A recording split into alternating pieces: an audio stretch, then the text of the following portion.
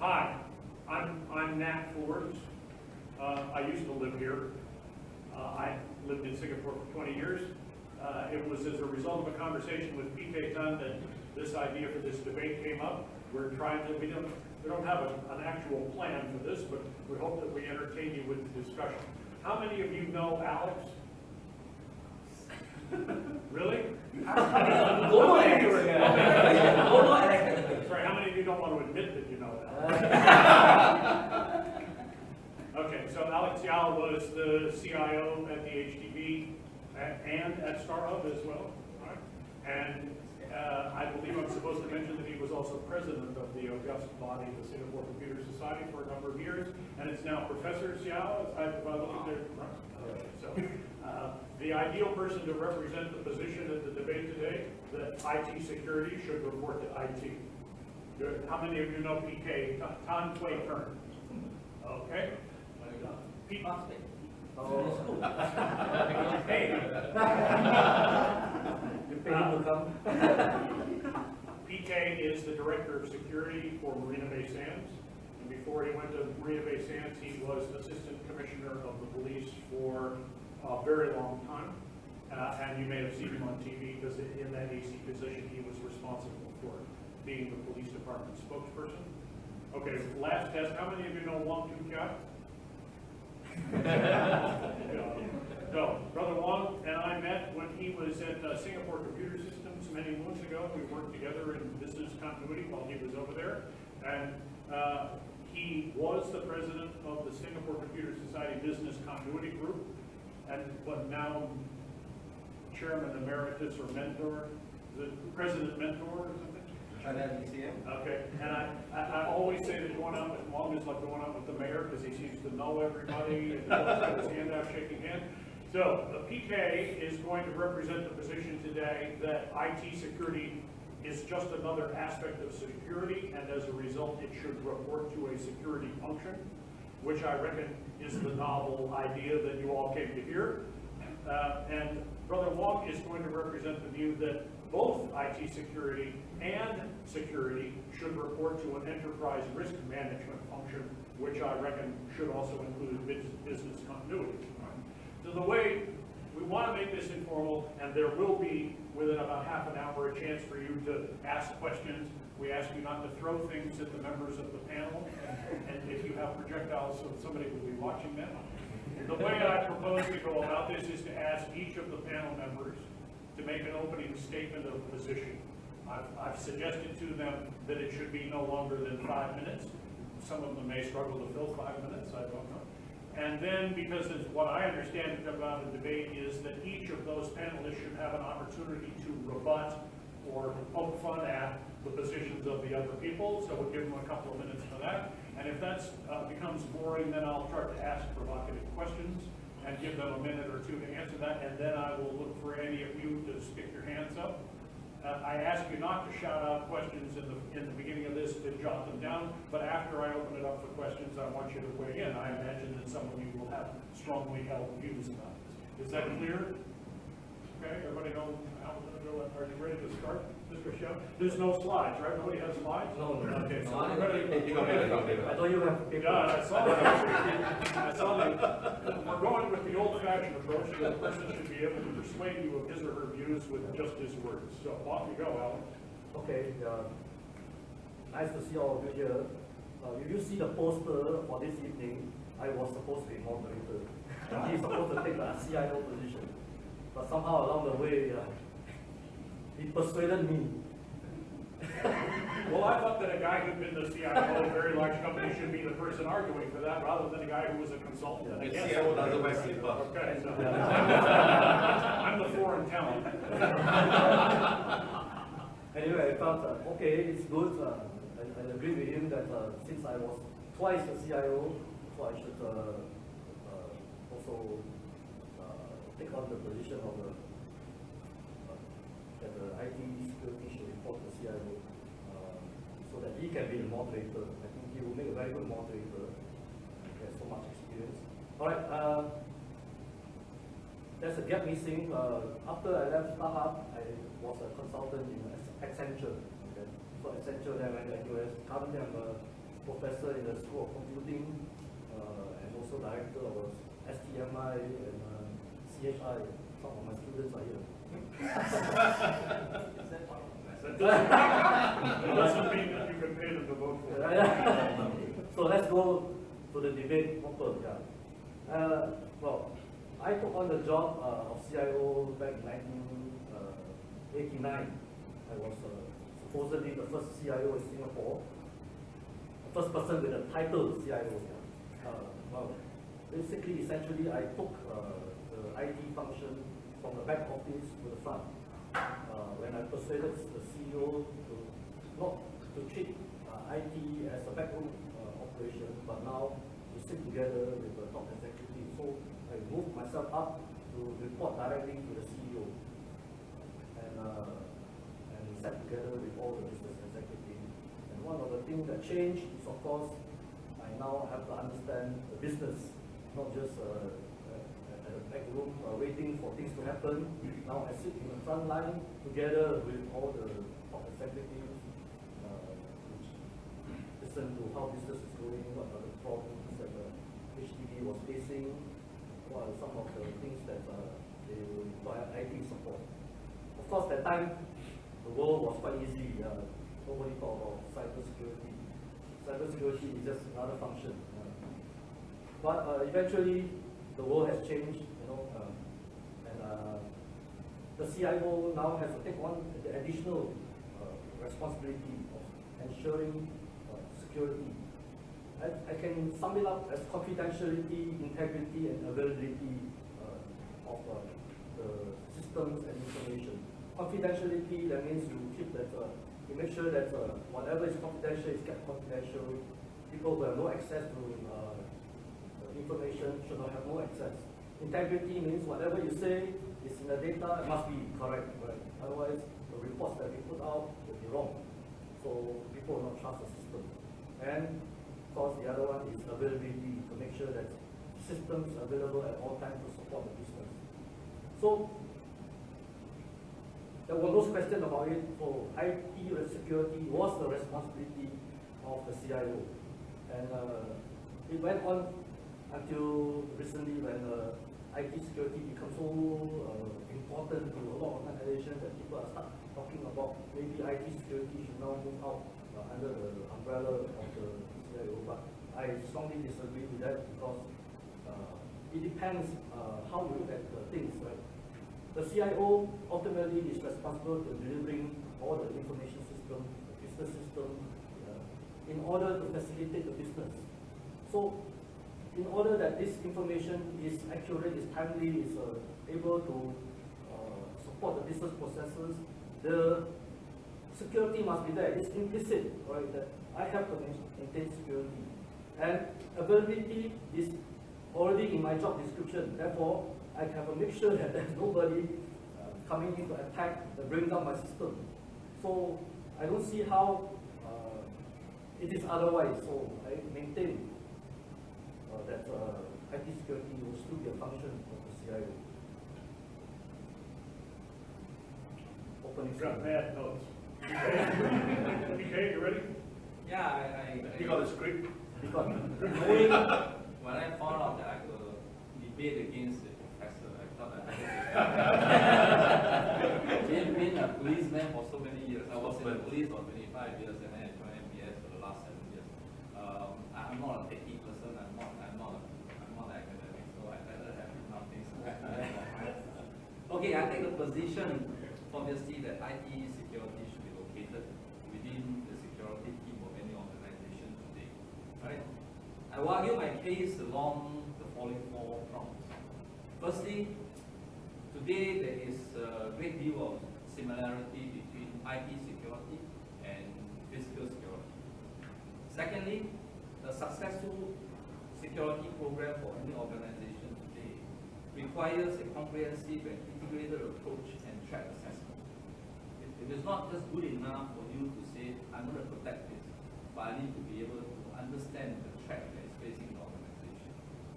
Thirdly, effective incident response and crisis management are now critical to an organization, and this is better led by security personnel who has the necessary training and discipline.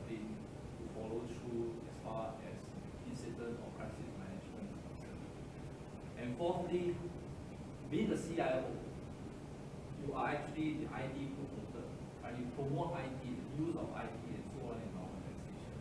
On the other hand, if you are responsible for security, you are like an enforcer.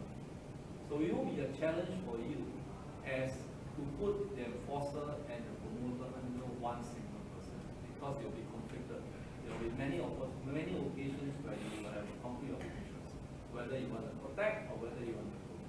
So these are my 4 points. Let me just elaborate. First of all, IT security is about protecting information or data from stolen, been damaged, or tampered. This is not very different from the physical world, or protecting a property against physical assets or items being stolen or damaged.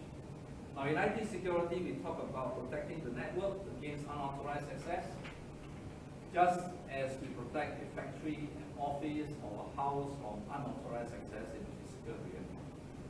For IT security, there are firewalls with the various access rules, right? In a building, we also have fences, gates, and doors with various access control protocols and visitor management.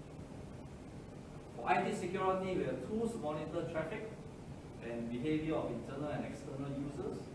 In physical security, we have CCTVs, we have physical patrols, we have checks to detect suspicious or unusual activities and behaviors.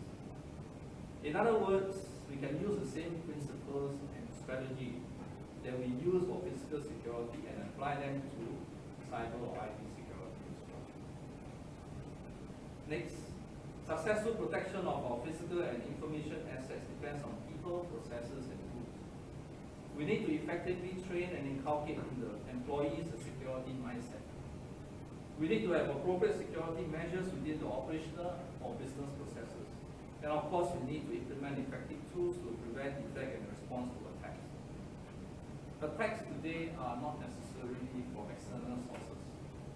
The insider threat is just as potent. In fact, I will argue that it is more challenging to deal with the insider threat than external threats sometimes. The security threat facing most organizations today is likely to be multifaceted. Protection against physical, personnel, and information threats is needed at the same time. And this has to be done in an integrated manner in order to be effective. We cannot assume that an attack will be single-dimensional. That is, a physical attack could not involve only internal employees, or that an attack will be just against the physical property and not company informational assets as well. Similarly, the loss to the company may not be just a loss of lives, but may also be a loss of information and a negative impact on the reputation and brand equity of the organization. We need to be very targeted in protecting our assets. Otherwise, we will end up focusing on the non-critical areas. This is more so in today's integrated and porous world. Threat assessment is needed for effective protection. We must know who our enemies are, and that's not good enough. We must know what capabilities they have against a particular organization. And we must also know the effects that we will suffer if there is a successful attack. Security plans that are based on threat assessment is not only more effective, but will also save the company millions of dollars in security investment. In other words, what I'm trying to say is that if you don't know who you're protecting against, if you don't know what your own vulnerabilities are, how do you know what you're going to put in place to protect the organization? So knowing the enemies is just as important as knowing your own vulnerabilities, right? An effective security plan must be able to prevent, detect, and respond, and mitigate an attack. The proper crisis management plan is needed to manage an attack, both in the physical attack as well as the cyber or information attack. The expertise and discipline to formulate, implement, train, and execute the crisis management plan is, and I will argue, more naturally found in security professionals. Therefore, the question I ask today is whether an IT engineer or a security professional will be more suited to conduct an integrated threat assessment and put in place a comprehensive security plan to protect the organization. The IT engineer is effective in the technical aspects of protecting the company's network and informational assets. that requires a very in-depth knowledge of the IT system.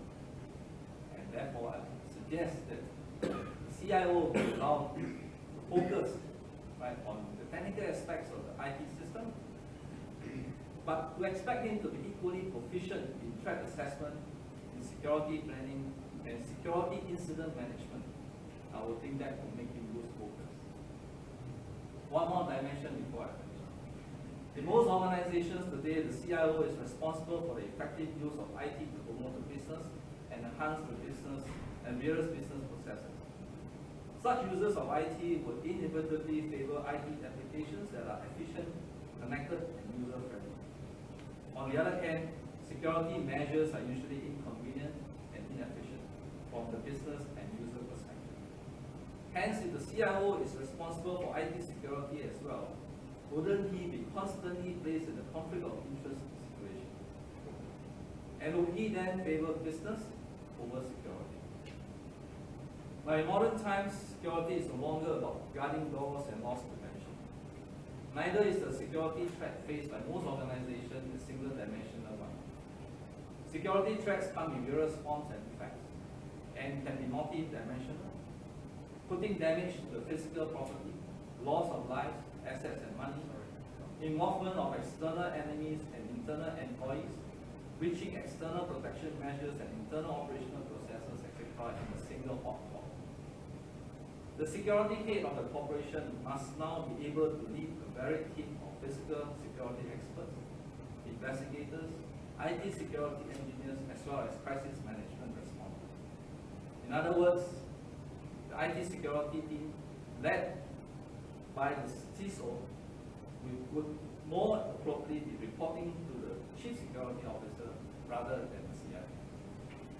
Thank you.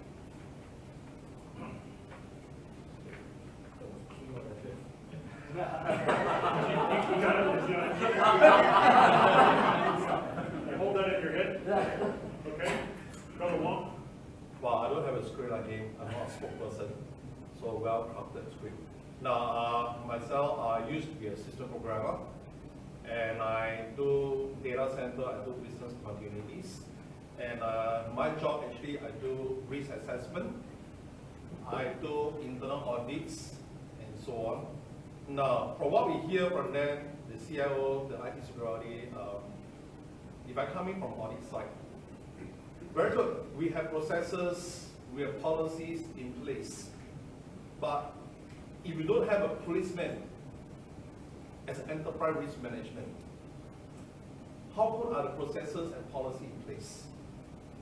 Now, if I look back at some statistic surveys from business continuity institutes, the risk of cybersecurity outages, IT outages, security, and so on is increasing.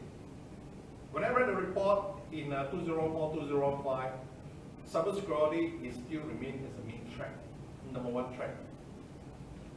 Now look at it. It was from 60% to 70%. Now we're going to ask ourselves, wow, we have all the policy and the processes, but why are the threats still so high? If I do audit and so on, we ask ourselves very frankly, IT engineers, CIO are always very busy, day to day very busy. Do they have time to look at the risk today? The IT engineers, I think all of us are from IT, we know. Tell me how many IT engineers really got time to look at the risk and so on. No time. You're just busy with firefighting. Servers are down, server outages, and I can tell you CIOs are the ones that are not willing to invest to upgrade servers. Am I right? No budget. Okay. No budget. When you got no budget, you got no time to look at the real problem. If you were to do audit and you talk to most of the IT engineers, they'll tell you, sorry, we got no time for us. We really work until day and night. How am I going to look at the policy processes to put in place? So these are the things that now, if you don't have an enterprise risk management, I come from business continuity, I do a lot of risk analysis. The way I look at disasters or events, it's not about how am I going to talk about crisis management, how to recover. To me, is if I look at the enterprise risk management, we put the business continuity, everything holistically together to understand where are the real risks, the real threats. If I can understand thoroughly and take up 95% and implement as strategies correctly, I think I will be able to mitigate that kind of thing coming up. Now, if you look at the whole thing today, cybersecurity or data attack is no longer just on information. It's about infrastructure. Today, we are opening up ourselves without knowing. Again, we look at the risk today. You talk about firewall policies. I heard about firewall policies. Go back and ask our IT guy, ask our security guy. How many firewall that are already expired are still open? Are still open. Every time we got audit, why is this not closed? Why is this not done? Why is this still open? The risk is still there. Literally, I can tell processes are there, but no one follow. Policy are there. We have no policeman to check. So we need to have this thing called enterprise risk management to understand. If I don't mitigate this risk, what is the impact? Not about IT. It's about the organization, the resiliency of the organization, the reputation of the organization. Again, we ask ourselves, when something happens, is the CIO going to stand in front of the media? No, it's going to be the top management today. Now, if I look at all the regulation guidelines, like MAS guidelines and so on, the senior management now is liable for the resiliency of the organization. It's not IT security, it's not the CIO. Today, if I don't put this in place, business continuity, enterprise risk management, we are the policemen to make sure that we identify where are the risks today that impact my businesses, IT, and so on. Now, I mentioned about IT today, about this security and so on. It's not about IT. Today, I can tell you, a lot are increasing our data center today. Am I right? We are enhancing our data center because we are running our critical servers and so on, but I can tell you we are opening up right now. Why I say we are opening up? Because you have all the data center infrastructure management, you got all the building management system, you got all the internet ports today. You open up. The hackers are smart today. They may not just destroy your servers. They'll probably just go into your building management system and trip the power, trip your server, trip your infrastructure. So the way to do that, hackers are smarter than what we say. So are we able to look at the business continuity, enterprise risk management, and so looking at not just IT security, building management, infrastructure, businesses, and so on, to understand as a whole. So at least when we understand on the whole, then we look at the IT security, hey, CEO, security, have we put in place? Also put it in place on the kind of checklist. Have we actually done the job, or are they too busy? Are they trained? Are they qualified? And so on. I think in this way, we look at it is more holistically, again, as enterprise risk management. You know, that's my view so far. 5 minutes. Good job. Okay, I want to be sure that we find out how effective our panelists are. So I'm just going to take a short poll of you in the room before we get into the real debate.